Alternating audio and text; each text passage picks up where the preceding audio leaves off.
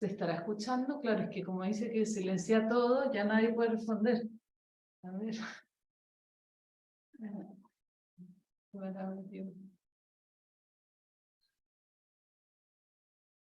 Yo creo que sí, están ¿Que se escuchando. escucha? Perfecto. Listo, bueno. Okay. Ya está grabando, así que perfecto. Bueno, gracias, bienvenidas y bienvenidos a la mesa de organizaciones de la sociedad civil y políticas de respeto. Luchas contra la discriminación y la estigmatización. Justo habíamos armado una mesa pensando desde el programa superior de estudios de organizaciones de la sociedad civil, donde formo parte, junto con Verónica y con compañeros, en un espacio de diálogo, como de intercambio entre como organizaciones de la sociedad civil como las de ustedes y instituciones gubernamentales como las que vienen en camino, pueden hablar y contarnos cómo ha sido el trabajo o el esfuerzo que han hecho para visibilizar una serie de demandas y sí, justamente de necesidades de la población con la cual ustedes trabajan, que históricamente han sido excluidas, ¿no? Y no solo excluidas de sus derechos vitales, sino también tener que enfrentarse con una serie de estigmatizaciones, o sea, de etiquetas que degradan y que deterioran la identidad subjetiva y la identidad social también, ¿no?, de la comunidad. ¿Y cuáles han sido como las estrategias, las acciones concretas, digamos, que ustedes han logrado realizar desde sus espacios? Y cómo esto puede contribuir también, como en el espacio de la academia, también pensar cómo generar propuestas, conceptos inclusive, ¿no? De ir para, a partir de la sistematización de estas experiencias, poder pensar cómo fortalecer este triángulo entre el Estado, la academia y las organizaciones de la sociedad civil, ¿no? Entonces, para eso invitamos a Nati Quinto, que es integrante de la multisectorial La Boca Resiste y Propone. Nati está desde el año 2010 y está justamente en el grupo de Vivienda y Hábitat, ¿no?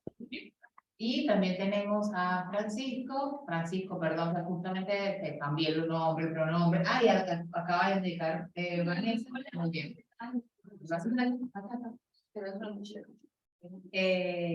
Estamos justo presentando, Van.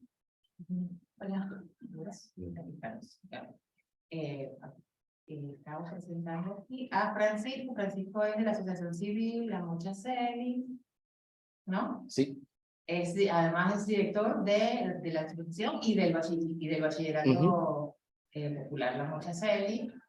Y además, me parece que eres productor y director audiovisual. Sí. Exactamente. Formado en la UNSAM y además integrante de la red Ashoka. Exacto. En el 2014 formó Broncho Estudio y dirigió el documental Mocha, y además declarado en Argentina defensor de los derechos humanos. Muy bien. Y Vanessa Escobar, aquí presente, es la coordinadora de juventudes de la Dirección Nacional de Prevención de la CEDRONAT. Vane es profesora también egresada de la González, y estudia abogacía, estuvo 10 años en la Red Puente, ya nos va a contar qué consiste. Estamos trabajando juntos ahora con el Mocha Celis. Ah, muy bien. Sí.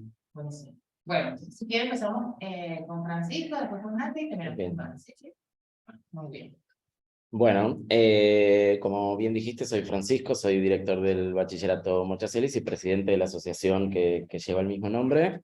En el año 2011 fundamos el bachillerato a partir de un grupo de activistas que veníamos trabajando en distintas aristas. En mi caso particularmente, como soy productor, estaba trabajando en el registro audiovisual de la creación de la cooperativa Nadia Echazún, que fue una cooperativa muy importante que dirigió Loana Berkins y que dio de alguna manera el puntapié inicial para el armado de cooperativas de trabajo, ¿no?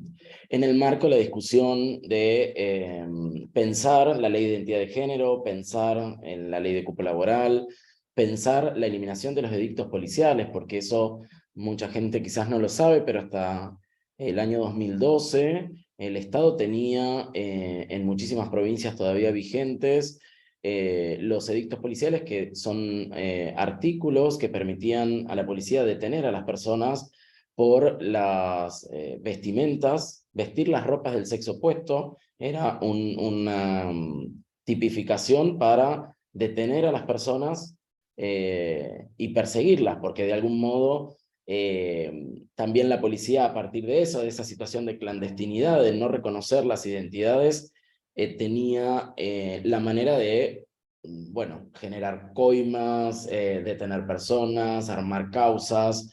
Las personas sumaban de a 15, de a 20 o de a 30 días detenidas en diferentes comisarías, y según cuenta Luana Berkins, en su caso sumó más de 5 años de su vida entrando y saliendo, interrumpiendo sus trayectorias vitales. Por lo tanto, esto constituye el promedio de vida de 35 años, 35 a 40 años, al que nosotros llamamos travesticidio social, ¿no? Porque de alguna manera no poder acceder a los derechos básicos, encontrarse en una situación de clandestinidad respecto de su identidad frente a un Estado que está presente, pero con su brazo armado, ¿no? De alguna manera. Entonces, todos los demás derechos no estaban siendo garantizados. A partir de que las organizaciones de la sociedad civil piensan la ley de identidad de género y hay un Estado que de alguna manera escucha y aprueba esta ley, previamente a eso se fueron eliminando los editos policiales provincia a provincia. Pero las prácticas sabemos que aún hoy continúan en muchas provincias también, aunque ya no tienen la herramienta legal que les permitía llevar adelante esto desde... siempre decimos esto, ¿no? La democracia, de alguna manera, entendemos que llega en el 83, de nuevo se retoma para el resto de la población, pero para algunos grupos, como en el caso de la población travesti trans, no llega hasta recién el año 2012, que de alguna manera las identidades son reconocidas, no todas, pero de alguna manera se empieza a pensar que ya no hay dos géneros solamente, y se construye desde un lugar de un paradigma binario hacia un paradigma de la diversidad, ¿no? Esto, por supuesto, tiene una construcción colectiva que, bueno, los encuentros de mujeres, por ejemplo, que en principio eran biologicistas de algún modo y que rechazaban la participación de la población travesti trans, fueron cambiando y constituyen hoy un nombre que refleja de alguna manera estas discusiones, ¿no? Como hoy es el encuentro plurinacional. Por supuesto que esto se comparte con otras poblaciones que se encuentran con situaciones similares, ¿no? Pueblos originarios, donde no se reconocen su identidad, ¿no? Estamos hablando constantemente de esto, ¿no? De la identidad. Hoy la Mochacelis, a partir de la situación de pandemia, ya no es solo el bachillerato, sino que es una asociación civil que tiene más de 11 proyectos y programas que intentan de alguna manera hacer un abordaje integral que elimine las barreras para el acceso a derechos, ¿no? De la población. Entonces, por ejemplo, está el bachillerato, por supuesto, para la terminalidad primaria y secundaria. Tenemos un programa de empleo, tenemos un programa de acceso a la salud, y de alguna manera fuimos revirtiendo esa relación que se tenía, por ejemplo, con la universidad, que iba a buscar investigar a una población que no se encontraba dentro de las universidades, a la que también, bueno, esta situación de extractivismo académico hacía que se hicieran tesis, se hicieran papers acerca de la población que no estaba dentro de la universidad, ¿no? Porque si compartís con la población trans en el cotidiano, bueno, quizás estas preguntas o esas investigaciones tendrían otra perspectiva, ¿no? Así que esa relación con la universidad se fue transformando, y Luana dijo una frase muy importante: cuando una travesti ingresa a la universidad cambia la vida de esa travesti, cuando muchas travestis ingresan a la universidad cambia la vida de la sociedad. Porque el solo hecho de que esos cuerpos se encuentren en estos espacios interrumpen esa mirada que ya está preestablecida, que es esa mirada binaria con la que se construye esa sociedad, y que después profesionales que se encuentran luego de recibirse trabajando, supongamos un médico, una médica, con cuerpos trans, no saben cómo reaccionar, no saben cómo tratar, malderivan, maltratan. Entonces, es necesario que nos podamos encontrar en la unidad universitaria.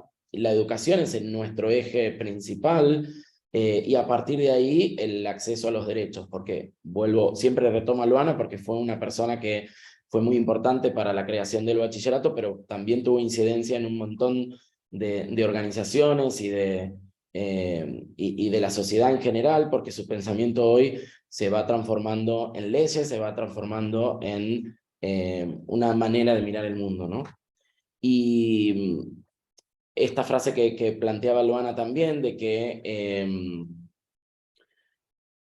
hay que poder trabajarlo de manera integral y pensar que la educación es como la herramienta más poderosa para poder transformar eso, y a partir de ese eje principal poder acceder a los demás derechos, ¿no? Y la educación tiene una doble vía, no solamente para la población que no pudo acceder en tiempo y forma por la exclusión constante, sino para quienes se han formado bajo ese otro paradigma binario. Entonces, esa doble vía no es solamente esa mirada que también pertenece a otro momento de la Argentina, en esta idea de la construcción de un Estado-nación, donde los sujetos son entendidos como frascos, ¿no? Donde hay que llenar de contenido para poder construir una cosmovisión que eliminó justamente la diversidad, ¿no? Porque se tenía que construir esta Argentina con una bandera, con unos determinados símbolos, con un idioma, pero que fue eliminando todas las demás expresiones diversas que hubo, y hablamos de pueblos originarios, hablamos de afrodescendientes, hablamos de personas migrantes, que traían su cultura también, ¿no? Y ese borramiento que hubo tenía este sentido de construir este Estado-nación, ¿no? En esto, digo, desde tiempos inmemoriales, nos encontramos con la población travesti trans que ya existía, ¿no? Pero que también fue borrada. Entonces, es necesario poder reconstruir eso, y a partir de ahí, esta nueva mirada que nos permita ser una sociedad como un poco más diversa y justa, ¿no? Bueno, desde ahí tenemos esta asociación civil que va eliminando todas esas barreras para poder acceder a esos derechos básicos. Gracias, Francisco. Ah, por favor. Bueno, ahora, Nati.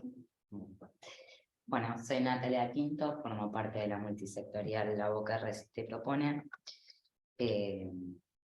Dentro de esa multisectorial, que está conformada por organizaciones, representantes de instituciones del barrio de La Boca y también por vecinos sueltos que deciden organizarse dentro de la multisectorial como espacio de militancia. Mi tarea más fuerte es dentro del grupo de vivienda y hábitat de La Boca, que es un espacio preexistente.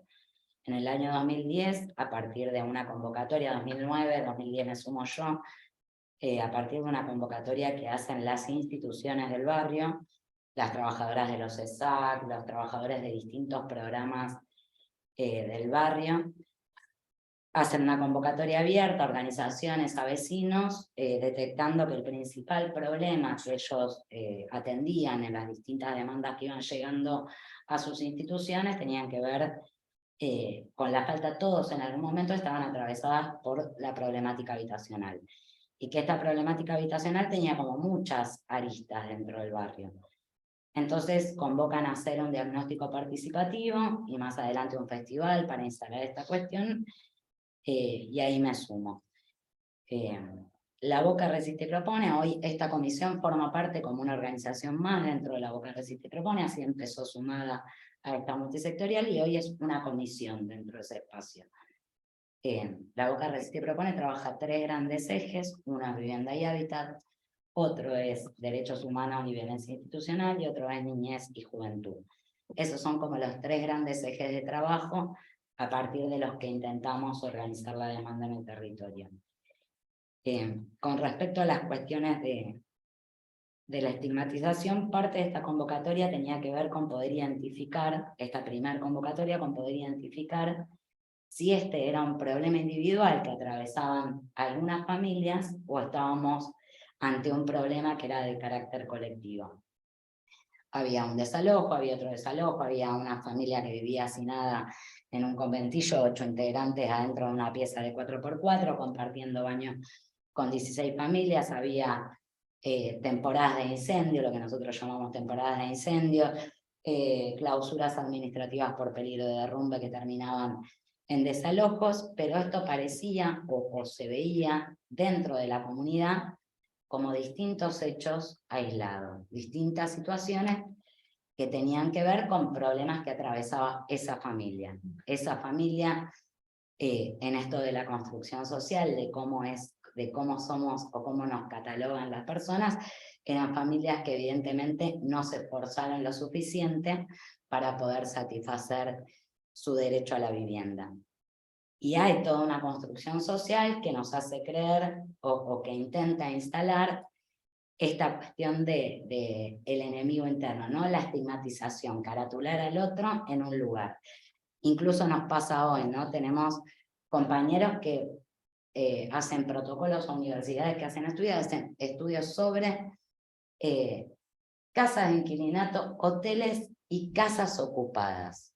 O sea, entonces se va construyendo la figura del ocupa, en el que todos vamos sumando nuestro granito de arena, y entonces esos niños, esos padres, esos abuelos, esos tíos, ya no son vecinos de nuestro barrio, son los ocupas de tal casa, los ocupas de tal otra casa, a tal punto que estas familias se convencen de que esto es así, porque construimos todo un tejido de sentido común que nos hace creer que, bueno, el que está en una casa habitando sin pagar alquiler, sin tener un vínculo contractual con ese inmueble, sin ser propietario, es lisa y llanamente un ocupa, sin importar cuál ha sido su trayectoria habitacional, su vínculo con ese inmueble, las distintas posibilidades de problemas que pueden suceder, que terminen en un desalojo, que terminen en el resultado final, que es lo que se ve. En este diagnóstico empezamos a clasificar estos problemas, en estos ejes que le digo, bueno, ¿y por qué se daban? Y empezamos a entender que en realidad había un proceso de extractivismo del suelo en nuestro barrio. Esto es con el diario del Recontra el lunes, ¿no? Empezamos a abordar este tema sin tener idea ni de cómo lo íbamos a abordar, a construir este diagnóstico, y una vez que tuvimos el diagnóstico dijimos, bueno, ¿y ahora qué hacemos con todo esto? A partir de ahí nos dimos muchas estrategias y las fuimos cambiando a lo largo del tiempo. Primero empezamos a trabajar en esto, en entender que este no era un problema individual, de fracaso individual de cada familia, sino que estábamos ante una situación que era un proceso colectivo y que estaba condicionado por un montón de factores y por factores de mucho poder, y que la batalla que teníamos que dar era absolutamente desigual. Y empezamos a definir determinadas categorías. Decimos, no hay posible proceso de especulación del suelo urbano, de extractivismo del suelo urbano sobre un suelo que está ocupado. Y eso era lo que estaba pasando en nuestro barrio. Se estaba haciendo extractivismo del suelo urbano sobre un suelo que estaba ocupado y que había que vaciar para poder volver a explotar comercialmente. Este proceso se daba con acompañamiento de la política pública. O sea, directamente hay leyes que vienen a beneficiar el proceso de desarrollo de los especuladores inmobiliarios. Entonces, con política pública, con plata del Estado, los desarrolladores inmobiliarios reciben, por ejemplo, financiamiento a tasa preferencial para poder comprar inmuebles o ponerlos en valor a partir de una ley que es la Ley de Distrito de las Artes. Consiguen subsidios 100%, por ejemplo, para la puesta en valor de un inmueble, para transformarlo en una galería de arte, en un museo, etcétera, cifras que realmente sorprenderían a más de uno en este lugar y de los que escuchan, que son subsidios que no se retornan, que es plata, dinero público que va a incentivar la llegada de estos especuladores, y a partir de ahí empezamos a darnos una estrategia de resistencia, pero entendíamos que no era la única estrategia que nos podíamos dar, que también teníamos que empezar a planificar qué instituciones y qué barrio queríamos. No inventamos nada, nosotros que decimos que nacemos de experiencias nuevas, no somos la continuidad de experiencias viejas con nuestras nuevas formas. Fuimos aprendiendo de todos los compañeros desde 1907 a esta parte en la lucha por el derecho a la vivienda, y no seremos ni los primeros ni los últimos, pero intentamos hacer ese recorrido. La realidad es que la batalla es muy desigual, pero hemos logrado incidir en algunas cuestiones. Por poner ejemplos bien concretos, cuando empezamos a discutir, bueno, a entender de qué se trataba esto, descubrimos que los desalojos no eran algo, nosotros decíamos, la reta desaloja familias, o Macri en su momento desaloja familias. No, ¿cómo las desaloja? ¿Cómo se da esto? Bueno, hay inmuebles que son herencias vacantes en nuestro barrio, que el Ministerio de Educación pone a remate, la Liga de Rematadores los compra y empieza un juicio de desalojo. En ese juicio todos nuestros vecinos tienen derecho a la defensa. Nosotros podemos intervenir en ese juicio.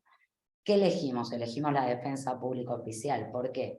Porque queremos discutir cómo es el proyecto institucional del Ministerio Público de la Defensa. ¿Dónde velan nuestros vecinos cuando las vías administrativas están todas acabadas para acceder a los derechos que la Constitución les da y se les niega?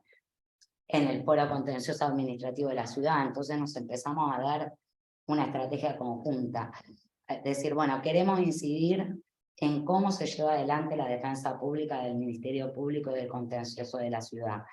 Queremos planificar cuáles son los proyectos institucionales de conjunto, articuladamente desde el territorio, cómo va a ser el proyecto de los STAR, cómo va a ser el proyecto de CAJ en nuestro barrio, cómo va a ser la oficina del Ministerio Público de la Defensa, cómo va a ser el Centro de Justicia de la Mujer, qué redes nos hacen falta, qué rol tenemos que cumplir cada uno de nosotros dentro de esas redes. Y empezamos a ver esas discusiones. ¿Qué rol ocupan, por ejemplo, las trabajadoras sociales dentro de nuestro barrio? ¿Son certificadoras de pobreza o son quienes pueden dar cuenta del recorrido habitacional de nuestras familias? Son quienes pueden otorgar con un instrumento público, que es el informe social, poder aportar una pieza dentro de los juicios para la defensa de las familias. Empezamos a presionar y mandábamos a cada familia, le decíamos a cada familia, acá va el recorrido habitacional de esta familia, y el juez, antes de tomar la decisión, tiene que saber de quién está hablando, quiénes son los actores de los que estamos hablando. Bueno, todo eso ha sido un recorrido larguísimo. Nuestro barrio desde el año 2006 estaba declarado en emergencia ambiental y urbanística. Esto quiere decir que el Estado, a través de una ley, reconocía la situación de emergencia de nuestros vecinos, asumía que en nuestro barrio pasaba algo en lo que hace a materia de vivienda y hábitat, en lo que hace a desarrollo económico, en lo que hace a equipamientos y servicios estatales. Reconoce este déficit, pero sin embargo, incluso reconociéndolo con una ley, no ejecutaba ninguna acción para revertir esa situación. Incluso obligada, incluso sabiendo que esta ley estaba en vigencia. Pero sin embargo la ley, como decía el compañero de Mocha Celis, hace que, bueno, esto que está normalizado, que estos son los ocupas, que estos son los... alguien tenga que... Sí, no, algo pasa. ¿Por qué son los ocupas? ¿Por qué nos pasa esto? Nos pasa porque estamos declarados en emergencia ambiental y urbanística y nadie ha trabajado para cumplir con la manda constitucional. Nadie ha trabajado para romper la barrera de acceso al hábitat. Nadie ha trabajado para la comprensión de que la vivienda es el derecho subsidiario de todo el resto de los derechos. No hay manera que nuestros niños se puedan construir en su rol de intimidad si comparten ducha con 22 familias más. No hay posibilidad de que nuestros niños se construyan en su rol de estudiante, nuestros niños, nuestros jóvenes, si no tienen en la pieza en la que viven con 9 integrantes una mesa para poder realizar la tarea. No hay posibilidad de que tengamos horas de descanso efectivas si compartimos el colchón con 5 familias, que tengamos sentido de pertenencia de nuestro derecho de propiedad, ¿no? Porque el derecho de propiedad es algo que siempre se pone adelante cuando queremos discutir derecho a la vivienda. Siempre hablamos de derecho de propiedad, pero nunca queremos hablar del derecho a la propiedad. O sea, de cómo vamos a acceder todos al derecho de propiedad y que todos tenemos derecho a la propiedad, a tener donde guardar nuestras cosas, a tener donde cocinar, a tener donde garantizar todo el resto de los derechos. Y en esto de construir, el estigma no es casual, ¿no? En esto de construir a quiénes van a ser los discriminados, ¿no? ¿Quiénes van a ser los... bueno, esas categorías que se usan para nombrarnos, esas categorías, esas construcciones que se hacen para caracterizarnos físicamente, en nuestras conductas. Si yo les digo ocupas, ustedes tienen una caracterización mental. Ustedes saben de qué estamos hablando, ¿no? O creen que saben de qué estamos hablando. Y en realidad no tienen idea. No tienen idea de cuáles son las condiciones materiales que se han dado a lo largo de la vida para que una familia termine en condición de ocupación indebida de un inmueble. Pero sin embargo, esto es algo que naturalizamos todos, incluso los propios compañeros eligen, por ejemplo, para los estudios, para los programas, cuando algunas organizaciones dicen, bueno, vamos a trabajar con el IBC, un relevamiento en realidad lo que quieren hacer es un relevamiento sobre condiciones de hacinamiento y sin embargo eligen como una categoría separada la categoría de ocupa. Entonces ya les digo, el relevamiento es sobre hoteles, inquilinatos serían los conventillos, y casas ocupadas. Es tan difícil de romper que hemos tenido que trabajar durísimo y nos hemos dado, pero desde trabajar adentro de los colegios, con los niños, las niñas, con los docentes, para tratar de que los niños comprendan, porque esto genera mucha angustia, ¿no? Ser el niño ocupa es realmente muy, muy frustrante. Creer que nuestros padres, porque en esta construcción se arma todo un relato, ¿no? De ponen los niños adelante, los niños son responsabilidad de los padres, no son responsabilidad de los adultos, son responsabilidad de los padres, no son responsabilidades del Estado, aunque lo diga la Constitución. Porque cuando nos sacan, nos tiran por la cabeza el artículo 17 que dice la propiedad privada es inviolable, no nos tiran por la cabeza todo el resto de la Constitución. Cuando nos hablan de la autonomía de la ciudad, no nos dicen, por ejemplo, que la Constitución de la ciudad abraza desde 1997 la perspectiva de género en la construcción de sus políticas públicas. No nos dicen que la Constitución de la ciudad abraza un concepto hermosísimo que es el de derecho a la ciudad. Y así podría describir un montón de otros artículos que garantizan todos nuestros derechos, pero que nunca están en la discusión de la construcción del sentido común. Están todas estas categorías, todas estas elecciones que aquellos que tienen los lugares de la palabra eligen para colocarnos en un lugar que nos deshumanice a tal punto que permita que todos los otros puedan hacer con nosotros cualquier cosa sin sentirse culpables. Puedan desalojar a una persona con discapacidad, a niños, bebés, infantes, jóvenes, en día de lluvia, a medianoche, con policía, sin policía, más violento, menos violento, y que todos los que están alrededor digan, bueno, pero eran ocupas, y el dueño tiene derecho. Y entonces la discusión que tenemos que darnos, nosotros no estamos discutiéndole al dueño su derecho de propiedad, porque somos tan democráticos que hasta reconocemos que es parte de la Constitución garantizar el derecho de aquellos que tienen propiedad privada, pero queremos discutir el cumplimiento de todo el resto de los derechos.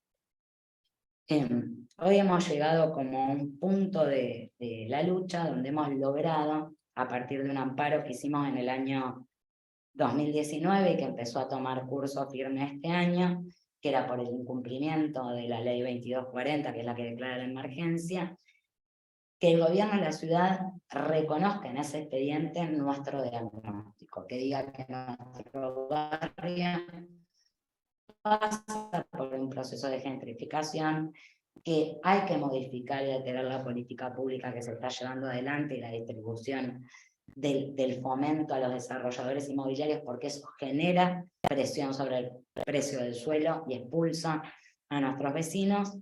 Y estamos en el final de poder trabajar un programa de recuperación para nuestro barrio, que después va a tener en lo que hace a vivienda, equipamientos y servicios estatales, espacios verdes y desarrollo económico. Ha sido un proceso organizativo para el que deseábamos, pero no sé si estábamos tan preparados, pero lo hemos afrontado con una capacidad organizativa de la que estamos sorprendidos. En estos días, el 15 de noviembre, se va a presentar ese programa en el expediente y vamos a después tener la otra batalla, que es hacer que ese programa se ejecute y se lleve adelante.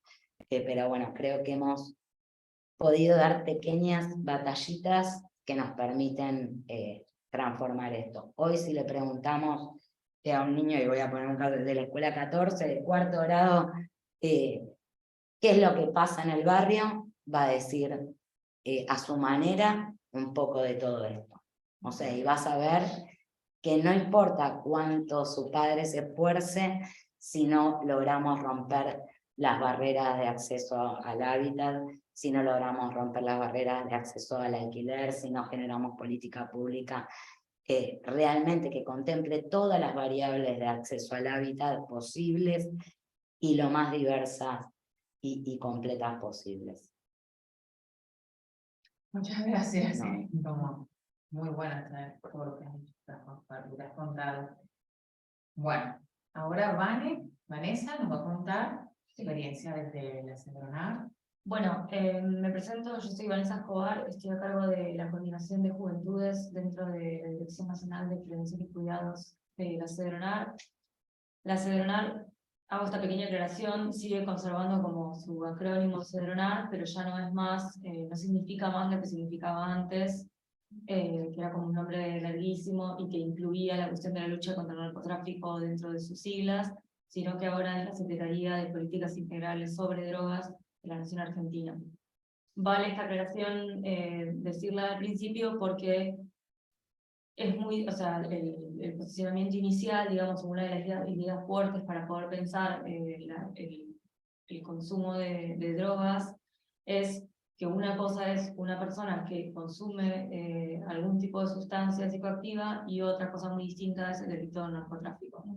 Entonces, me parece importante diferenciarlo, digo, ¿por qué? Porque hubo un cambio en la estructura de la Cedronar que significó que todo lo que tenía que ver con detectar precursores químicos, todo lo que tenía que ver con un montón de cuestiones vinculadas más bien al delito de narcotráfico pasaron al Ministerio de Seguridad y la Cedronar actualmente lo que tiene es las áreas de atención, acompañamiento, prevención e investigación sobre la problemática de consumo de drogas. En ese sentido, por supuesto, digo, yo a mí me toca un área, pero me parece importante como contar algo más de lo general, de cómo fue conformada esta nueva gestión de la Cedronar con la secretaria Gabriela Torres, que es quien preside en este momento la Cedronar, la autoridad de la Cedronar.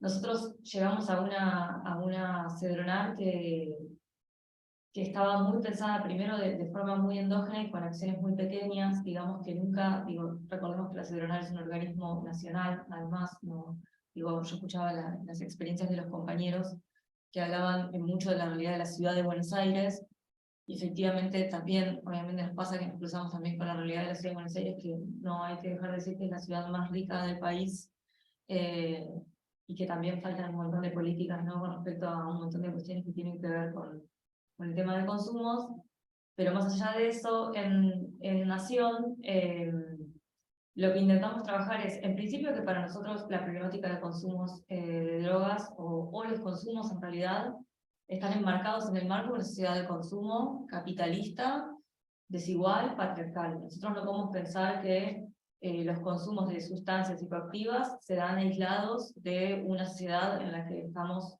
todos viviendo, digamos.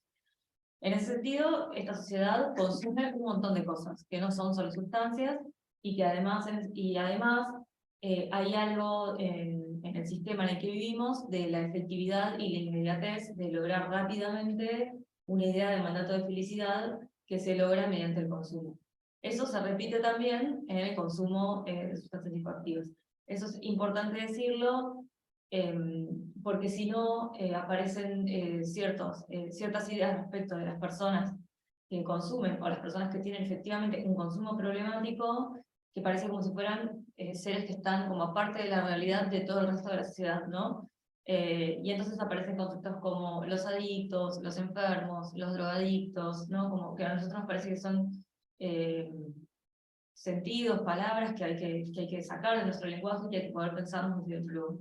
En principio porque, primero por esto que decía, por la sociedad, el tipo social en el que vivimos, y segundo, porque además entendemos que es un problema de personas. Entendiendo que es un problema de personas, y no de drogas, y no de sustancias, y no de objeto sustancia, nos parece importante pensar en los contextos, y por supuesto pensamos en las sustancias, no es que no pensamos en las sustancias, ¿no? Por supuesto. Pero cuando hablamos de personas, no estamos hablando solamente de, bueno, la persona que consume y que además tiene un problema con ese consumo, porque las personas todas consumimos cosas en este sistema, en el que estábamos, que era lo que decía antes, sino que además tiene un consumo problemático. Si ese consumo desaparece, bueno, listo, está solucionada la vida de la persona. No. Nos parece muy importante que la CEDRONAR está trabajando, por supuesto, en conjunto con las organizaciones. Nosotros hicimos un camino previo. Yo soy militante de una organización, de hecho, de parte de la UTEP, pero no soy la única que compone el organigrama de la CEDRONAR, que viene de la trayectoria de las organizaciones. Vengo de la trayectoria de la Red Puentes, pero hay muchos otros compañeros y compañeras que vienen de otras trayectorias muy diversas dentro de organizaciones sociales, dentro de otras experiencias estatales, u otro tipo de experiencias vinculadas. Entonces, el equipo que está conformado en la CEDRONAR actualmente, efectivamente está atravesado por un montón de biografías muy diferentes que hacen que justamente nuestro trabajo se pueda enriquecer. Y esto es importante porque a la hora de pensar en nuestros abordajes desde todas las áreas de la CEDRONAR, las pensamos en función también de armar una red de trama mixta entre el Estado, la comunidad y las organizaciones que la componen. Nosotros no pensamos el Estado únicamente como el único generador de políticas públicas, y de hecho justamente da cuenta de eso cómo se terminó conformando como el gabinete de funcionarios y funcionarias de la CEDRONAR, ¿no? Cómo es la composición de esa estructura. Pero además, con todos los programas que se proponen, digo, nosotros, por ejemplo, cuando llegamos a la gestión, había tenemos varios tipos de dispositivos en el área de atención. Unos particularmente interesantes son las casas de atención y acompañamiento comunitario, que son dispositivos que se encuentran conveniados entre el Estado Nacional, en este caso la CEDRONAR, con organizaciones sociales en todo el territorio nacional. Cuando llegamos a la gestión había aproximadamente 200 dispositivos, ahora hay más de 500 dispositivos a nivel nacional, y la CEDRONAR además tiene más de 700 dispositivos a nivel nacional que incluyen otro tipo de dispositivos como son los dispositivos territoriales comunitarios, que son convenios del Estado Nacional con gobiernos municipales, y lo que se conoce como comunidades terapéuticas o casas convivenciales comunitarias, que es otro programa además que tiene la CEDRONAR y es nuevo. En el medio de todo esto, por supuesto, aparece la discusión de la ley de salud mental y todas las discusiones que tienen que ver con qué pasa con quienes consumen sustancias psicoactivas. Nosotros ahí nos parece muy importante, yo la verdad voy a mostrar un poco de todo lo que hacemos en la CEDRONAR, no solamente de juventudes, después como hago una mención especial sobre eso, pero nos parece muy importante problematizar el consumo de alcohol, que la verdad es que está súper naturalizado, y que muchas veces no se problematiza, porque como es legal, todo lo que se problematiza es todo lo otro, pero nosotros somos el país en la región que más consumo de alcohol tiene por habitante, digamos, y además somos el país que registra la edad de inicio más baja a la hora de empezar a consumir alcohol. Los chicos comienzan a consumir alcohol en Argentina a partir de los 12 años, según estadísticas. Entonces, lo vemos como un problema claramente. Por supuesto que están las otras sustancias ilegales, ¿no? Que existen, que se consumen, pero hay muy poca problematización respecto de qué pasa con el consumo de alcohol, qué pasa con los rituales vinculados al consumo de alcohol, qué pasa con las juventudes, con las adolescencias y el consumo de alcohol, qué pasa en relación a los rituales y a las celebraciones que se crean en relación con el alcohol, con el consumo de alcohol como centro, y cómo nos cuidamos, ¿no? Porque esa es la otra gran perspectiva que trae la CEDRONAD. Nosotros no nos paramos en una perspectiva abstencionista de los consumos, sino en una perspectiva de cuidados. Y los cuidados para nosotros son colectivos, digamos, no son individuales, porque para nosotros también esta problemática no es individual. Digo, me resonaba mucho lo que decía la compañera, porque hablando de estigmatizaciones, bueno, las personas que consumen drogas y que además tienen un problema de consumo de drogas son personas fuertemente estigmatizadas, y además también hay un imaginario, cuando alguien dice la palabra, bueno, es un adicto, es una adicta, hay todo un imaginario sobre qué significa, quién es esa persona que tiene un problema de consumo, y después quién es las personas que consumen de otro modo, digo, ¿no? Con esta cuestión que lamentablemente, digamos, Vidal trajo respecto de la diferencia que había, ¿no? Entre donde se consume en Palermo o lo consumen en una villa, ¿no? Que realmente fue terrible y absolutamente estigmatizante, ¿no? En principio, entender que los consumos atraviesan todas las clases sociales. Por supuesto que no atraviesa igual a una persona que no tiene garantizados sus derechos básicos. Eso también es interesante lo que decía la compañera, porque ahí compartimos miradas. Nosotros entendemos que cuando hablamos de un problema de personas y hablamos de tener en cuenta el contexto y de tener en cuenta la sustancia o a las sustancias, tenemos que trabajar desde una perspectiva de derechos. Nosotros no podemos pensar en que una persona mejore o reduzca su nivel de consumo de determinadas sustancias o sustancias en plural, sino si esa persona además vive en la calle, si esa persona además, no sé, bueno, esto es una persona trans, que aparecen otras cuestiones que también se atraviesan desde otros lugares, es una persona migrante, ¿no? O es una persona que, por ejemplo, está en una situación precaria de vivienda, ¿no? Esto que mencionaba la compañera. Bueno, hay un montón de cuestiones que tenemos que tener en cuenta a la hora del acompañamiento. En ese sentido, la CEDRONAR, particularmente desde el área que me toca a mí, decidió, digamos, en un nuevo organigrama, porque este área no existía, que es el área de juventudes, a las que les prestamos particular atención, y de plural, además, porque entendemos que no hay un solo tipo de juventud, sino muchas juventudes. No es lo mismo alguien que vive, un joven o una joven que vive en Chaco, en una zona rural, que un joven o una joven que vive en una ciudad de Buenos Aires, o incluso en la misma ciudad de Buenos Aires, los y las jóvenes no son todos iguales, digamos, o en las mismas provincias, ¿no? Como ahí hay que pensar políticas específicas, digamos, teniendo en cuenta las particularidades de cada territorio. Por eso para nosotros es fundamental todo el trabajo que venimos haciendo en conjunto con las organizaciones y con los gobiernos locales.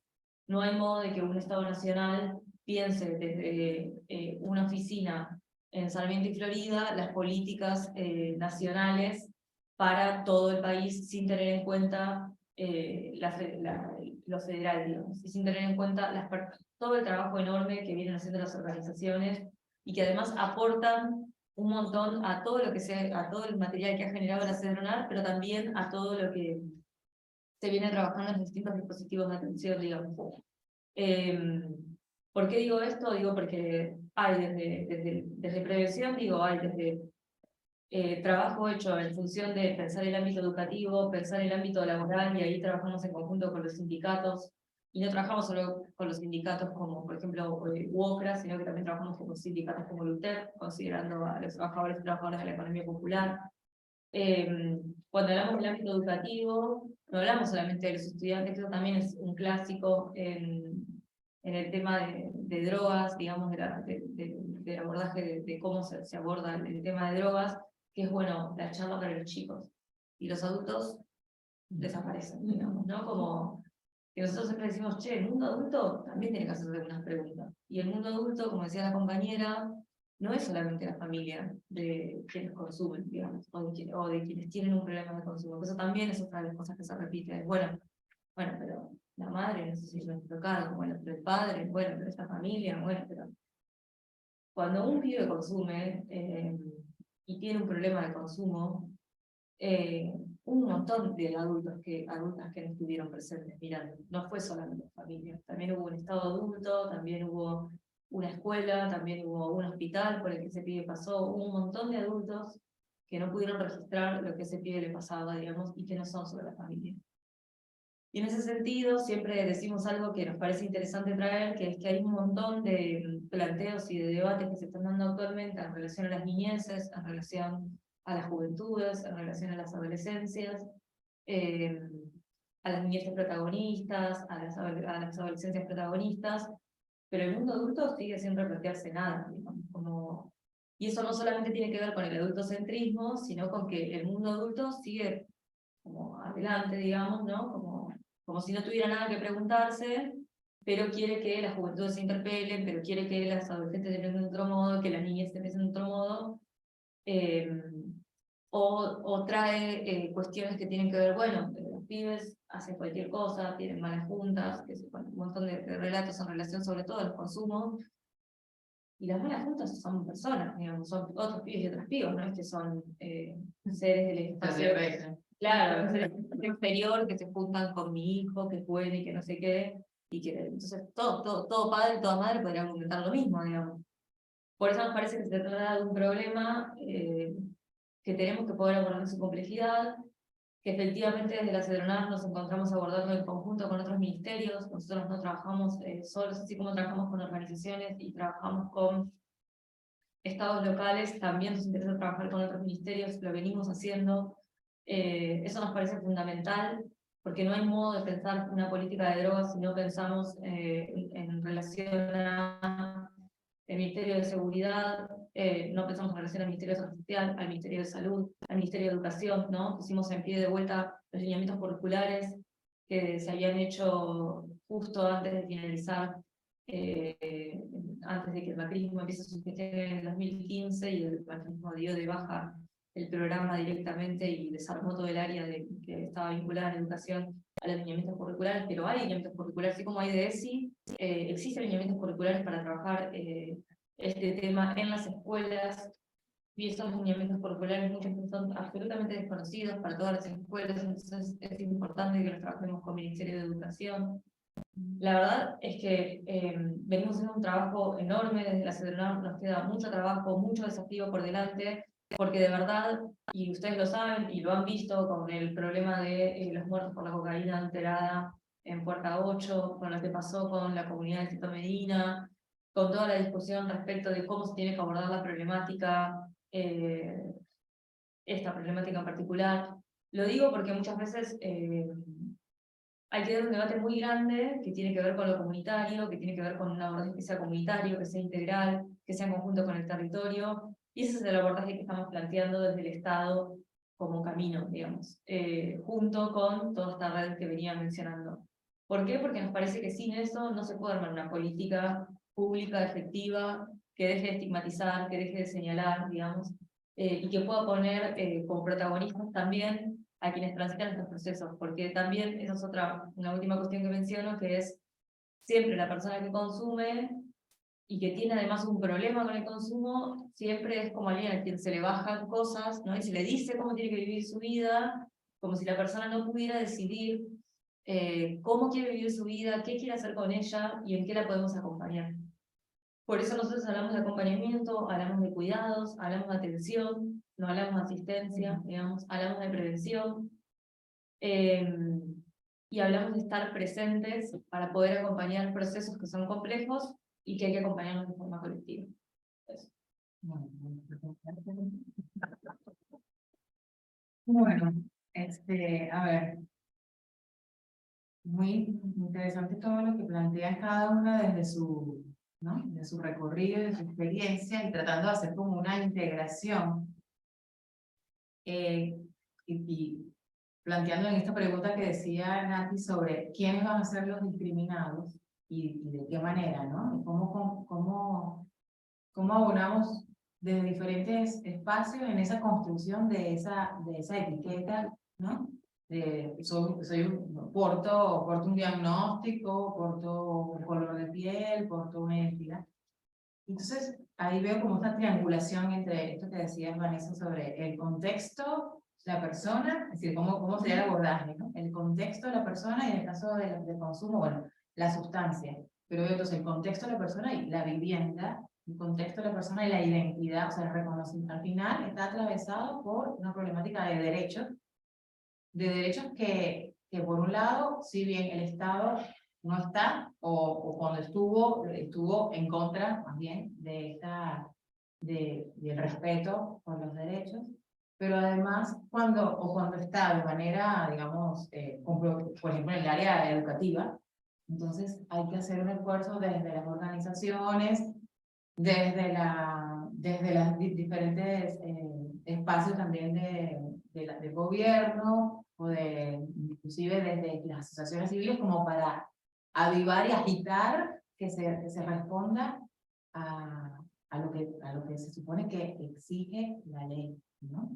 Entonces, en este sentido, quería hacerle una pregunta como a los tres, a ver si puedo como, vincular estas tres cuestiones, porque claro, al principio Francisco comentaba de todo esto que surgió a partir de la pandemia, es decir, cómo a partir de la pandemia, un espacio que era un bachillerato que tienen 10 años, se logró construir la asociación civil para poder disputar recursos, para poder lograr fortalecer estrategias en otros espacios que no sea solamente el educativo, ¿no?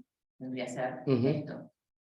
En el caso de ustedes, ¿cómo hicieron este diagnóstico que surgió de una instituciones del Estado, pero que ustedes se apoderaron de esta herramienta del diagnóstico participativo para poder desde adentro, poder como identificar cuáles son los pasos que hay que seguir para poder visibilizar y ejercer, digamos, incidencia en estas políticas de vivienda? Y en el caso de la Severona, como un giro en la constitución del entramado de la estructura, digamos, administrativa, que tiene de la mano de personas que tienen experiencia territorial, comunitaria, de organizaciones sociales. Es decir, cómo ampliar la mirada permite como poder responder a la pregunta de qué vamos a hacer con esto de a quiénes están discriminando. O sea, qué estamos haciendo ante la forma como nos vienen discriminando. Yo creo que en algún punto, primero hay que identificar que me parece que algo que nos vincula es estos sectores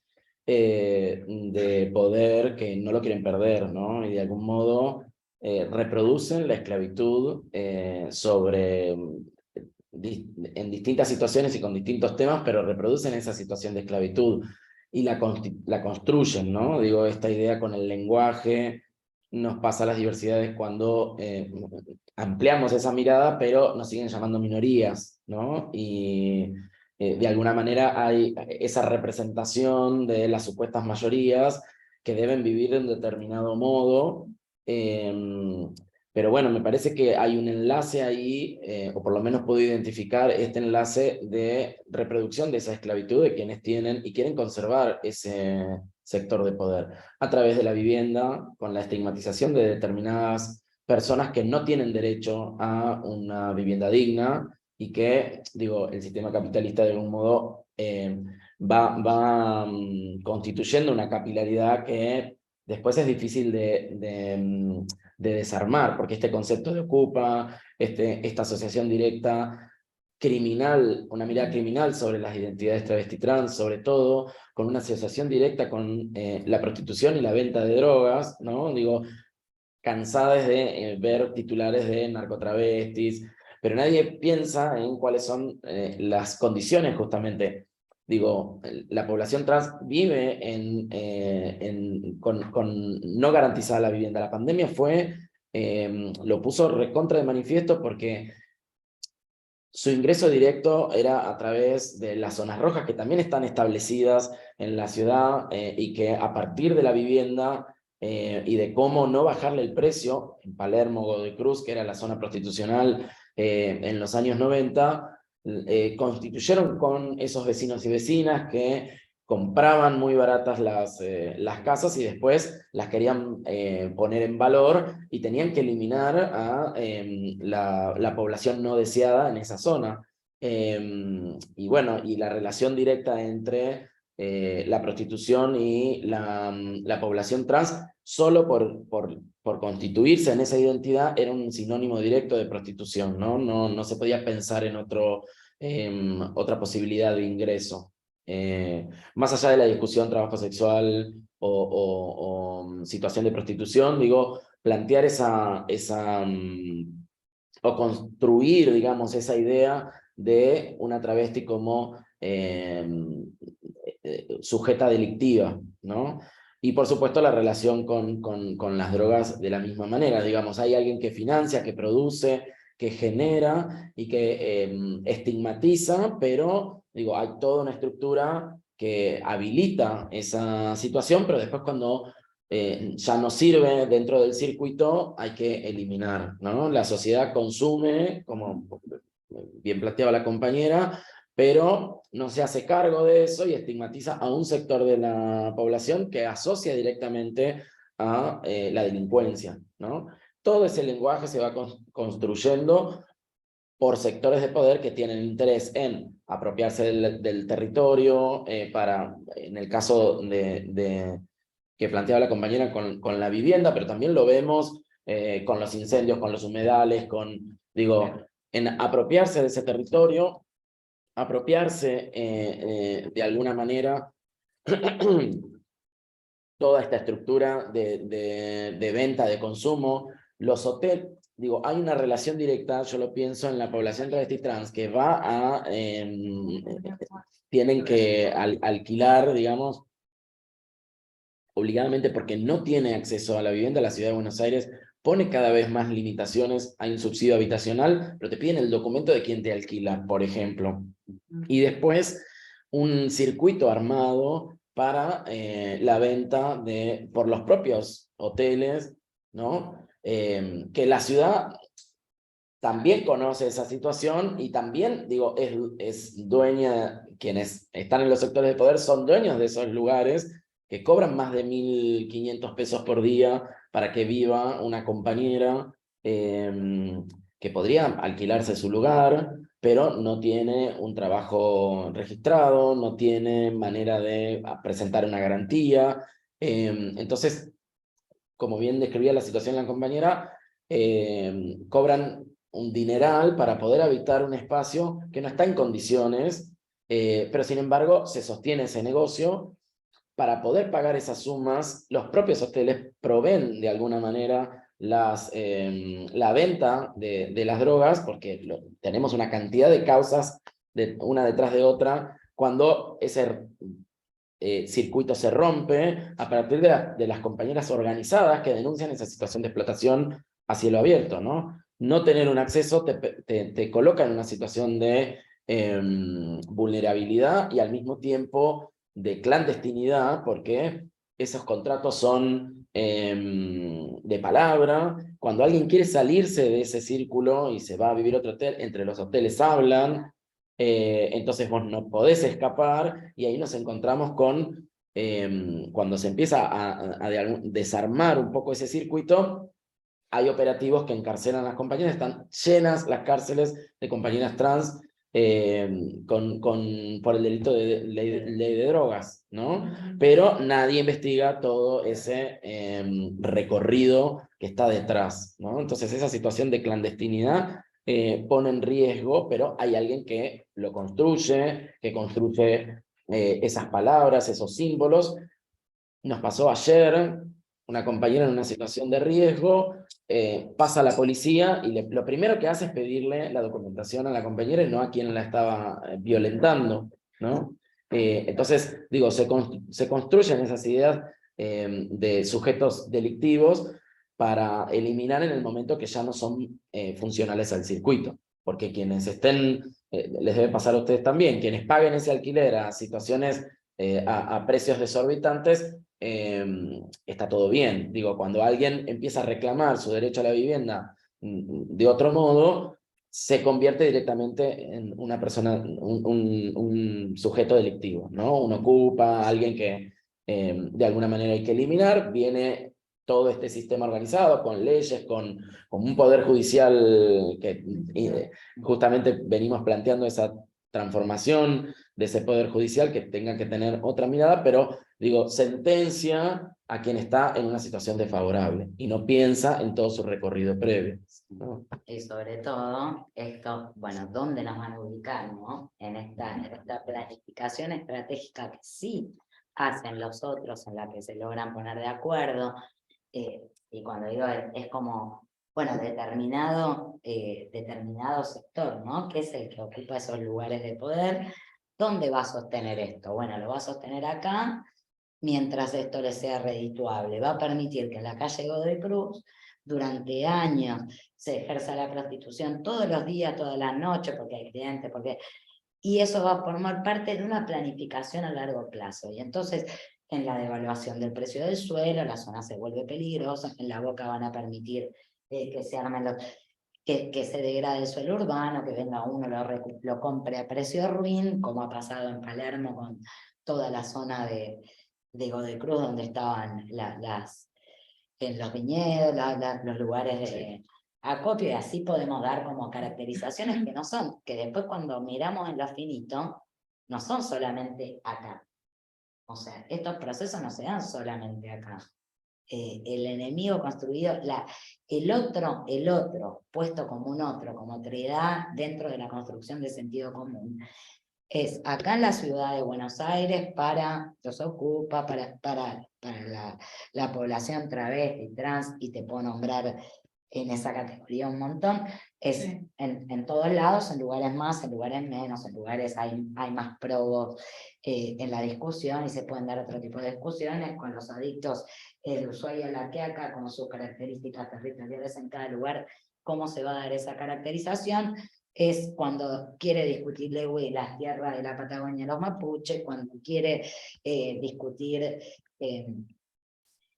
cuando quieren discutir sus condiciones de poder y cómo van a darse su organización, los sectores de poder en cada territorio, van a ir eligiendo distintas categorías, distintas construcciones, y las van a instalar con esto, con el uso que tienen de todos los lugares de poder en las academias, Sí. en la escuela primaria, en la escuela secundaria. Desde el jardín de infantes nos vienen formateando sobre qué es lo normal, qué es lo anormal. Quiénes son los que se han ganado el día, los que se merecen el día, y quiénes son los que no se lo merecen. Quiénes son los que van a progresar, cómo se tipifican, los podemos ver, si cerramos los ojos nos los imaginamos. Quiénes son los que progresan y quiénes son los que nacieron pobres y se van a morir pobres. Quiénes son los chorros, qué cara tienen. Hacemos así y ya sabemos hasta qué cara tienen. Bueno, creo que esas discusiones también se las tienen que dar, nos las tenemos que dar todos, pero cada lugarcito es una trinchera para instalar esas discusiones. Y poder darlas a veces, decir, bueno, cada uno está dando su batalla, pero es necesario dar las discusiones que son transversales, Sí. despojados de los condicionamientos a los que los otros nos obligan. Nos ponen a discutir a los ocupa, entonces solamente podemos discutir a los ocupa.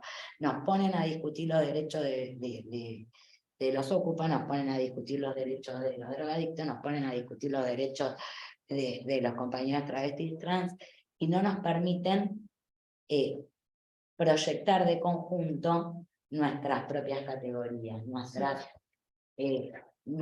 propias plataformas de cosas aceptadas y no aceptadas.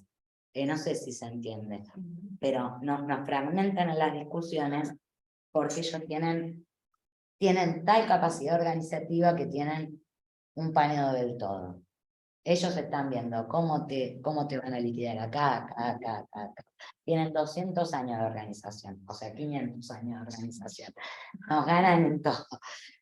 O va a llevar más tiempo, pero creo que que estas quizás- discusiones no nos las damos. Me parece que quizás el desafío es, además de los sentidos comunes que afloran socialmente y que también en eso están los medios de comunicación, y me parece que hay que ahí dar un debate. A nosotros nos pasó mucho con el tema de nuestra línea. Nosotros somos una línea nacional que está haciendo 41, y nos pasaba que cada vez que cubrían un operativo de narcotráfico, 141. Nos cansamos de llamar a las medias y decir, o sea, y se hizo un trabajo muy profundo, que ahora, por suerte, vamos generando de a poco que aparezca cada vez menos, porque era como, che, 141 es para las personas que necesitan algún tipo de acompañamiento o tienen alguna duda respecto de su consumo o el consumo de alguien más. No es una línea para denunciar que donde venden, o sea, no, esto no, o sea, separemos problemas de seguridad del problema de las personas que consumen, digamos.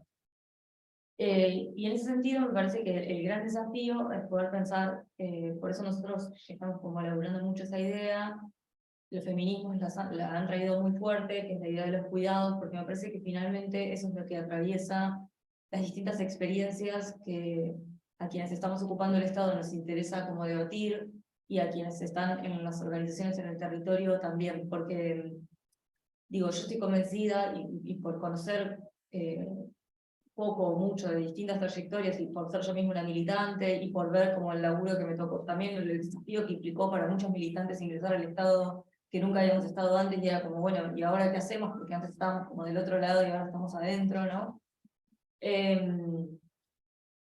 Digo, yo estoy segura que, por ejemplo, los compañeros y compañeras, las compañeras de Mocha Celis, no solamente dan clases a personas travestidas, hacen otra cosa, mucho más, que es cuidar, además, digo, en el marco de, sí, por supuesto, está la especificidad de lo que tiene que ver con lo educativo, pero en el medio están tareas de cuidado que son enormes, digo.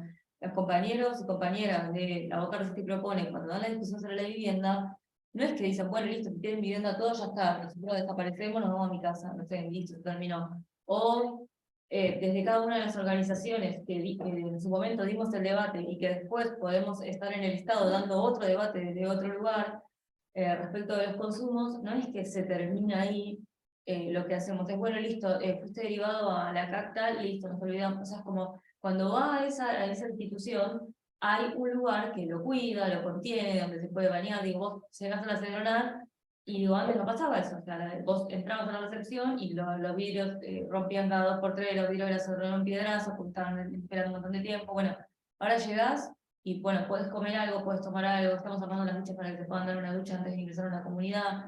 Es como, y además vas a un lugar, y entonces ese lugar además también te ayuda a hacerte el DNI y te cuida, y te...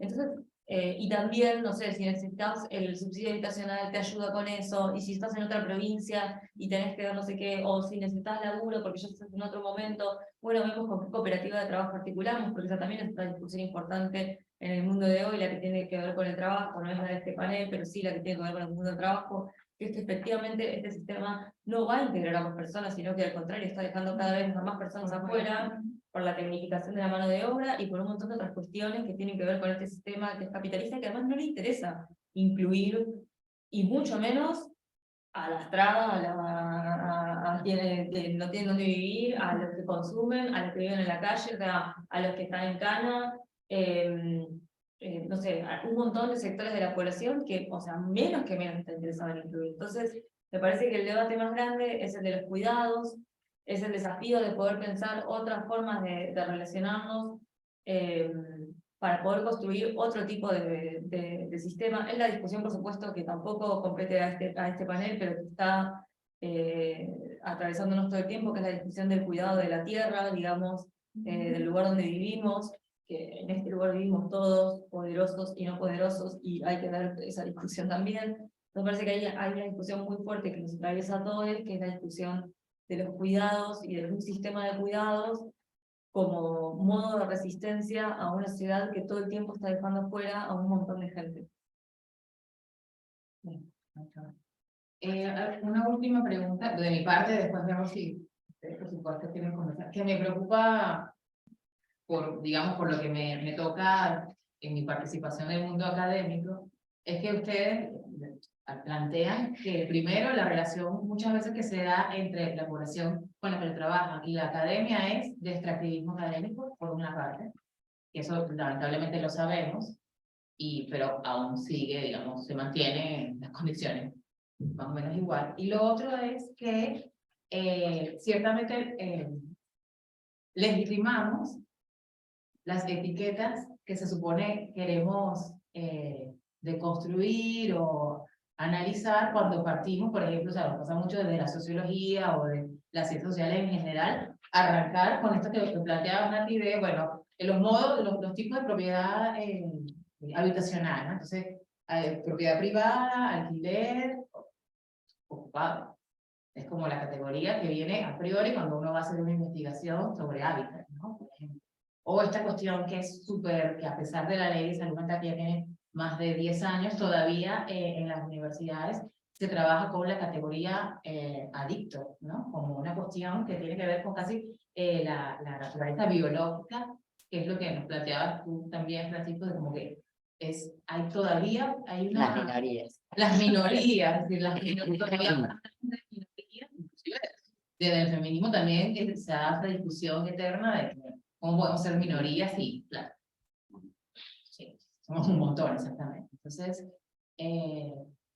no sé, esta preocupación, ¿no? De cómo incorporar a las poblaciones que nos interesan, con las que nosotros trabajamos dentro de la academia, que sea esta cosa que decías de la educación bidireccional, ¿no? Bueno, yo creo que, retomando un poco lo que decía recién la compañera de cómo se construyen esos espacios de academia también, ¿no? Digo, porque ahí hay intereses,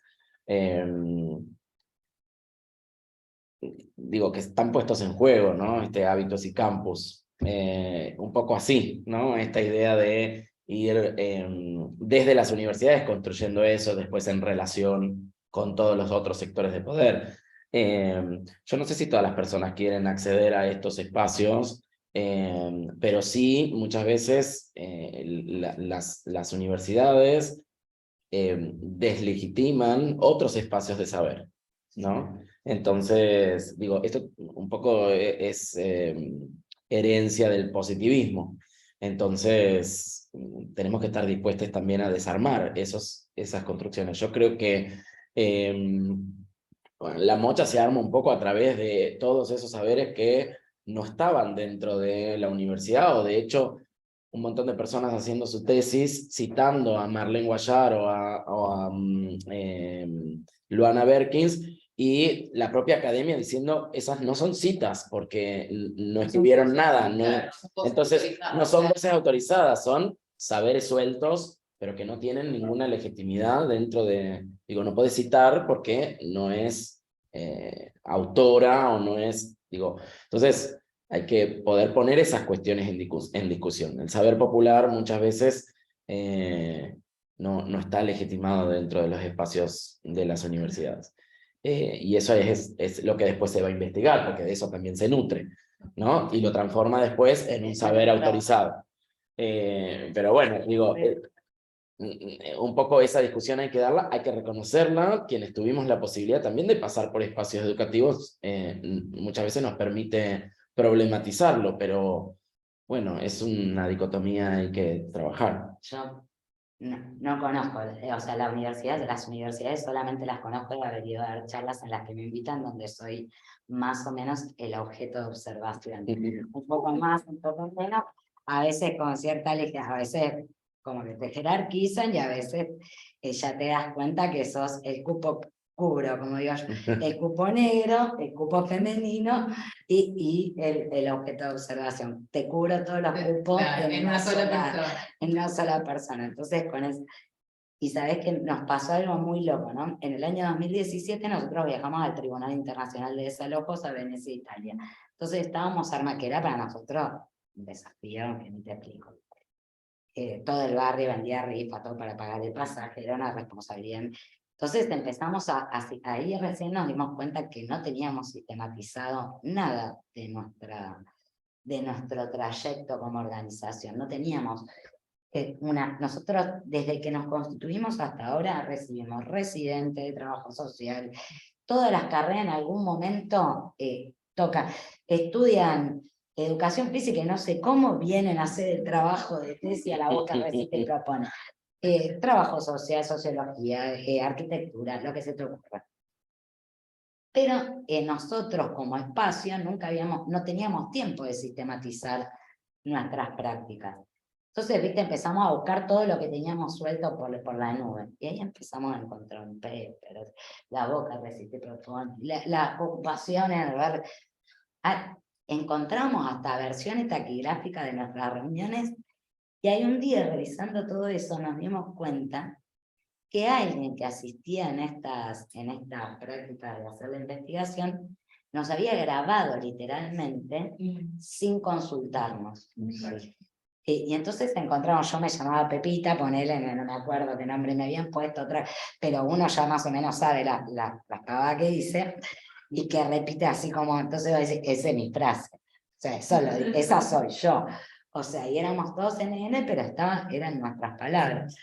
Y a partir de ahí hicimos como nosotros tenemos un papel que tienen que firmar aquellos que vienen a hacer una investigación, donde nos tienen que retornar, devolver el producto del extractivismo que hicieron literalmente. Porque en ese momento nos pusimos como pero con el tema. Teníamos todos los subasit que se te ocurra, todos los subapnet que éramos, pero más o menos que escribí 5 libros tenemos, de todos los papers. Había una cátedra, descubrimos, que se llamaba Vivienda y Hábitat, y en el flyer que la promoción estábamos todos nosotros así, o sea, era como tremendo. Y nosotros no teníamos ni un registro de nuestro propio recorrido. Bueno, armando todo eso, pues, todo eso nos sirvió mucho. Claro, okay, por lo menos. Nos sirvió mucho, lo pudimos recolectar así, y en ese momento fue de un insumo. Pero después descubrimos que, por ejemplo, podíamos tomar a todos esos que llegaban para hacer tareas específicas. Y entonces ahora, por ejemplo, los residentes tienen que hacer lo que nosotros, algo tiene que coincidir. Si no nos sirve, no más. O sea, váyanse a investigar a otro lado. O sea, si no nos sirve, es como, bueno, ya lo hemos tipificado como un intercambio.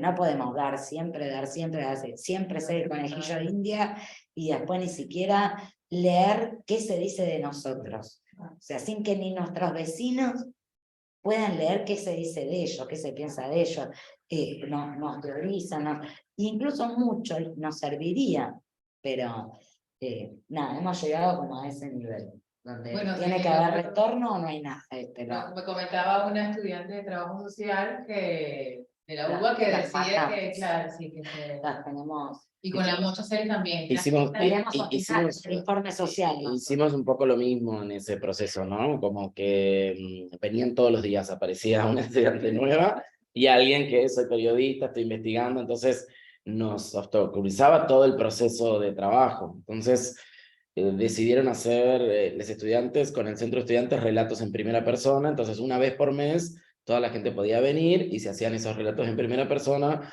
que además ya se había repetido un montón de veces, cuando se fundó la Mocha, algunas cosas de esas ya estaban, ya se habían respondido, pero esa relación era interesante en tanto y en cuanto las personas que venían no entendían que estaban haciendo algún tipo de extractivismo, sino que, bueno, para darte visibilidad, te hago la nota para darte visibilidad, digo, claro, siempre en un lugar, en una posición también de yo te vengo a solucionar el problema a vos, ¿no? Entonces poder romper eso y poder ponerlo en valor, entonces las estudiantes empezaron a organizarse y hacían estos relatos en primera persona y para venir te pasaban una lista de todas las cosas que necesitaban, porque al principio pasaba, digamos, horas dando una nota sobre la que alguien interpreta sobre tu persona y después no vas a saber qué está diciendo, pero esa persona aprobaba una materia, avanzaba en su trayecto, ganaba un premio y la población se quedaba, a veces no teníamos papel higiénico ni siquiera para los baños, ¿no? Entonces, bueno, o no tenían hojas para terminar la semana para cursar, ¿no? No tenían hojas en sus carpetas. Entonces hacían una lista de todas las necesidades y bueno, vos tenías que traer algo. Podía ser un alimento, podía ser un útiles, y eso se fue armando. Cuando ahí no llega una ahora me voy pensando. podía ser algo de una necesidad, entonces yo voy a satisfacer una necesidad, te voy a contar mi historia, vos la vas a utilizar también, pero es un intercambio un poco más justo en términos materiales y cosas como concretas, porque visibilidad, la verdad es que yo vengo a estudiar, me decía una compañera, y no sé si quiero, pero también al mismo tiempo, si alguien por primera vez me va a escuchar, que no tuve la oportunidad quizás de contar mi historia, y no me doy cuenta del impacto que eso podría llegar a tener, porque después alguien lee eso, a veces salían notas o diarios, y familias que ellos no veían hacía más de 15 años, leían sobre esa persona, y bueno, y el contacto era raro volver a contactarse a través de, porque salía en un diario una nota contando mi historia de vida, que ni siquiera le había quizás contado a su propia familia. Entonces ese nivel de exposición no se podía medir el nivel de impacto que eso podía llegar a tener en sus vidas. Entonces, bueno, empezar a trabajar sobre eso, y después fuimos trabajando con las universidades también para hacer proyectos de extensión universitaria. Uno de los últimos fue el acceso, un problema que tenemos es el acceso odontológico. Con la Universidad de Avellaneda, en un programa de extensión universitaria, se hacen las prótesis dentales gratuitas. Los docentes son practicantes. No me llevo el teléfono. Los docentes, bueno, los estudiantes practican, hacen sus prácticas, pero tiene un impacto positivo en la vida de esa persona que no puede acceder o a veces está esperando algún turno en algún CESAC inclusivo, que pueda conseguir un turno odontológico, porque también eso es un tema, un problema, ¿no? Es estético, entonces no está cubierto. Una caries sí, pero una falta de una... Y eso tiene un impacto después en el momento de buscar trabajo. Para alimentarte, una compañera me decía, no puedo... Pero por eso digo, no es estético, digo, nos pasó hace muy poco una compañera que fue la primera que logró tener sus prótesis, que dice, puedo comerme un sándwich, no lo podía disfrutar durante un montón de tiempo. No, y en la masticación, en la digestión. Por supuesto, bueno, toda esa discusión que fuimos dando, bueno, fue trabajar con los profesionales, pero la universidad y la Mocha como motor de ese proceso. Así que fuimos trabajando programas de extensión y somos centro de práctica también, pero las personas que vienen a hacer sus prácticas tienen que estar al menos un año trabajando en las necesidades de la organización. Sí. ¿Ibas a decir, Vanessa? No, te digo que no es solo estético, porque pasa mucho también con como un montón de pibes o pibas que consumen pierden sus piezas dentales a causa del mismo consumo, y no es que es solo una cuestión estética. Efectivamente, eso es como una cuestión estética, por supuesto, a la hora de buscar trabajo, pero después hay cuestiones que son bien concretas, No poder comer. no puedes comer, sí. Y perdón, que como lo naturalizado, es que esto del CESAC inclusivo, o sea, pero un CESAC debería atender a la persona, o sea, simplemente porque es un ser humano. Esa es una estrategia muy importante en el momento de acceder realmente, porque como te decía hoy, los profesionales que no tienen formación con perspectiva de género y diversidad, después maltratan. Claro. Entonces, si no van derivados de una organización que llama por teléfono antes y dice tal, entonces esa persona que va a atender tiene cierto reparo, hay una violencia enorme hacia la comunidad. Entonces, en su momento, ahora los estudiantes hicieron la reedición de La Gesta del Nombre Propio, que fue el libro que hizo Lona Berkins, con el cual nosotros fundamos la escuela, fue nuestro proyecto de argumentación a partir de ese libro. A 10 años de esa publicación, siempre tienen un proyecto de finalización de estudios, se reciben de perito auxiliar en desarrollo de las comunidades. Para poder finalizar el desarrollo comunitario, hacen un proyecto. En un momento fue el documental, que está público en nuestra página web, pero también hicieron el libro La Revolución de las Mariposas. En ese libro pudieron ver que uno de los cambios que se dio en el término de acceso a derechos, uno fue la salud a través de la estrategia de los espacios inclusivos, porque nos aseguramos que quienes vayan a atender tengan esta perspectiva de género y diversidad y hagan un buen trato. Y no digo solamente en el nombre, ¿no? Una persona un médico sale y te dice el nombre o utiliza pronombres que no son los que te representan, no solamente en ese sentido, sino en el conocimiento concreto de cuerpos que están socializados de otro modo, ¿no? Digo, te encontrás con un varón trans, y bueno, asumís toda su biología si no tenés esa perspectiva, ¿no? Entonces, son momentos incómodos, porque además, digo, una persona que está enferma confía un montón en ese médico que tiene poder sobre vos, y vos vas a hacer lo que te diga el médico. Entonces, no da para discutir ahí en el momento, y generalmente las muertes tempranas, por eso hablamos de travesticidio social, tienen que ver con esto, una infección de una muela que no la atendiste a tiempo, termina en una muerte. Todas son muertes evitables. Entonces, por eso es importante que se tenga este abordaje integral y perspectiva de género. Pero, digo, se modificó eso y se modificó también el acceso a la educación, porque a partir de la Mocha se abrieron un montón de otros espacios, y en otras provincias también, que permitieron la finalización de los estudios, que como les contaba hoy, este fin de semana tenemos el Encuentro Federal de Educación Travesti Trans y No Binaria, el día sábado en la Universidad de Avellaneda, en la sede Piñeiro, y el día domingo en Jujuy e Independencia, y donde está la Mocha. Pero no solamente eso, sino que esa producción de ese libro permitió que se liberaran compañeras que estaban detenidas injustamente, porque la jueza, que en su momento intervino en la causa, tomó el libro La Revolución de las Mariposas para poder hacer su argumentación. O sea que las propias agentes afectadas pudieron producir un contenido, y de alguna manera dejar de ser sujetas objeto de investigación para ser sujetas productoras de conocimiento y de sentido. Entonces, esta idea es la que nosotros tratamos de replicar para que quienes están en las diferentes situaciones puedan, en relación a la universidad que hablábamos recién, poner en valor todo ese conocimiento, para que después alguien que está en una situación de poder, como en el caso de una jueza, pueda tener la información de la propia mano y no mediatizada o mediada por quien hace un juicio de valor sobre la vida de otra persona, ¿no? Que no la comparte, que no convive, que no conoce su trayectoria solamente a través de un tipo de investigación, pero muchas veces planteamos estas cuestiones, no se han tomado ni un mate con una persona trans, o llegan al abordaje de investigación con un montón de prejuicios, ¿no? Entonces, esa relación se tiene que construir con el involucramiento de las casas de estudio, cuales fueren, con la población adentro. Y después, quizás, una última cosita. Pensaba en esto que contabas. A nosotros nos pasó desde la CEDRONAR también tiene un área que es el Observatorio de Drogas, y además es el nacional, pero después están los observatorios de drogas provinciales.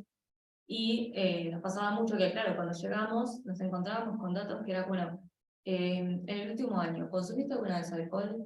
Y eso era como ya era un indicador, ¿no? En el último año, ¿consumiste alguna vez?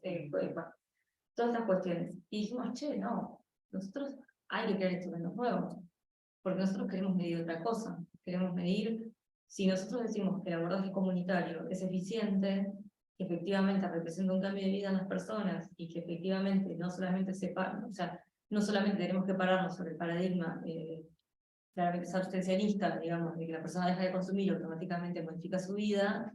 Entonces, ¿cómo medimos eso en categorías concretas, digamos? ¿Cómo hacemos para dar esta discusión, que fue una discusión y que se sigue dando todavía, entre todo el Observatorio de Drogas Nacional y todos los observatorios provinciales, más algunas universidades incluso, de decirles, che, no pongan un folleto, no sé, con los efectos de la marihuana en el cuerpo. Pongamos un folleto sobre cómo nos cuidamos entre todos, digamos, cómo hacemos que una persona que se siente mal sea atendida, cómo hacemos que, no sé, que si vas a tomar alcohol, que comas algo, que te hidrates, no, como distintas cuestiones que son importantes, y en el sentido de categorías concretas, decir, che, hay que dejar de medir solamente cuánto consumió la persona, qué consumió, sino cuestiones concretas que tienen que ver con cambios significativos en su vida, digamos, ¿no? En estos momentos, en estas semanas, se están presentando, de hecho, en la CEDRONAR, toda la sistematización, que también es un gran problema que tienen un montón de organizaciones, o sea, es un problema general de muchas organizaciones, digo, yo también vengo de ahí, nos pasó también con Red Puentes, pero la otra vez el Observatorio de Drogas presentó a la Red Puentes el relevamiento de datos que había hecho de todos los informes que nosotros tenemos que presentar por tener un convenio con la CEDRONAR. Y la verdad es que fue increíble poder ver todos los datos hechos por el Observatorio de Drogas y decir, bueno, miren, la mitad de la población que ustedes atienden es de situación de calle, no sé. U otra organización se había enterado que tenían un porcentaje altísimo de compañeras mujeres cis y mujeres trans que estaban atendiendo, digamos, en sus dispositivos y que no lo sabían, o sea, no que no lo sabían porque lo desconocían, sino que no sabían la magnitud de eso. ¿Cuántas eran? Red Fuentes, había una parte que no tenía idea de cuántas personas se supone que atendía. Sabía que atendía un montón, y que atendía un montón. Ahora, no sabían que era la mitad de la población a nivel nacional. Y efectivamente eso tuvo que ver con que el observatorio cambió sus categorías para poder evaluar a los dispositivos con los que se tiene convenio. Eso es muy importante, porque si no también es muy difícil, como decíamos antes, dar la discusión de, bueno, che, no, pero este es el camino, pero después nosotros no tenemos un solo dato para probar por qué este es el camino. Y además poder producir esa política pública y ese enlace.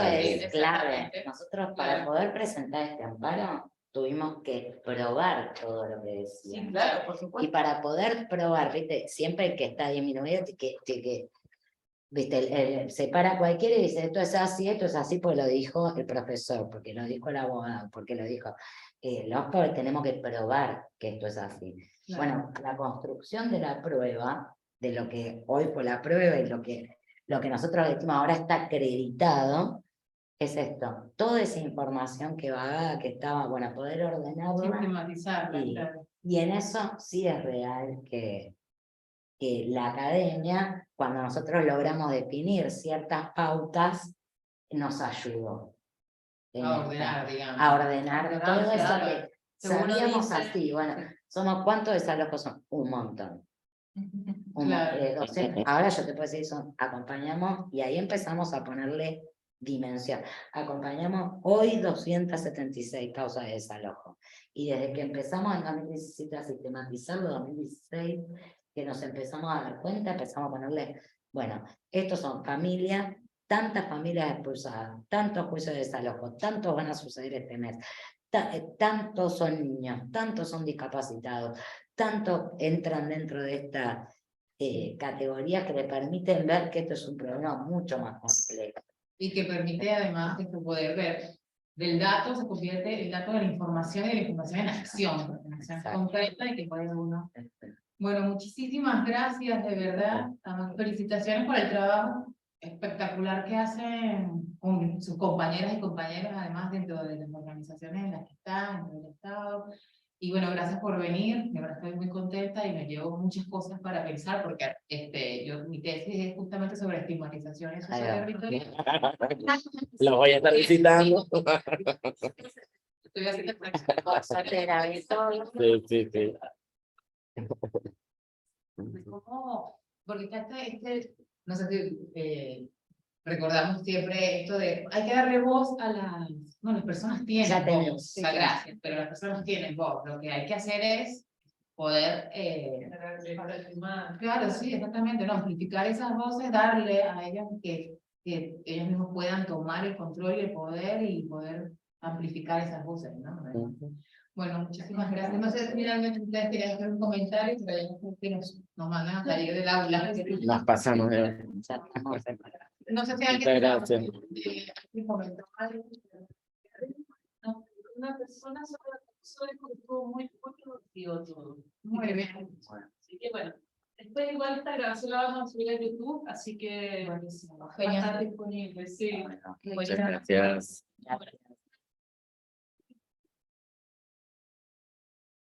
Buenísimo.